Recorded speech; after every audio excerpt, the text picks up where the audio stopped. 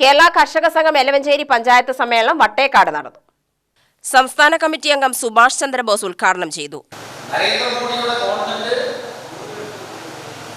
ഒരു സംസ്ഥാനത്തിന്റെയും ഫെഡറൽ അവകാശങ്ങളെ സ്വന്തമായി നിങ്ങളാണ് ഉപയോഗിക്കേണ്ട അവകാശങ്ങൾ ഞങ്ങളെ ആശ്രയിച്ചുകൊണ്ട് നിങ്ങൾ മുന്നോട്ട് പോകാൻ, ഞങ്ങൾ പറയുന്നത് കേട്ടുകൊണ്ട് പോകുന്ന സംസ്ഥാനങ്ങൾ മുന്നോട്ട് പോകാൻ, ഞങ്ങൾ പറയുന്ന കാർഷിക നയം നടപ്പിലാക്കണം, ഞങ്ങൾ പറയുന്ന വിദ്യാഭ്യാസ നയം നടപ്പിലാക്കണം, ഞങ്ങൾ പറയുന്ന ആരോഗ്യ നയം നടപ്പിലാക്കണം.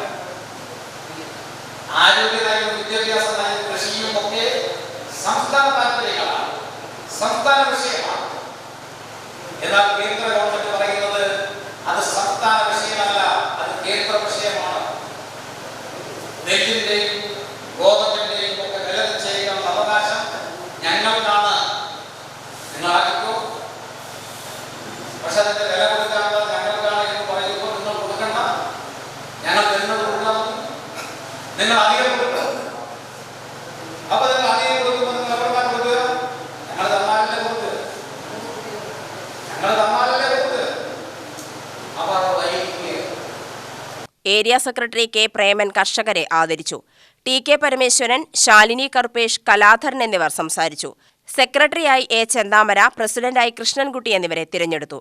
UTV news, Palakkad.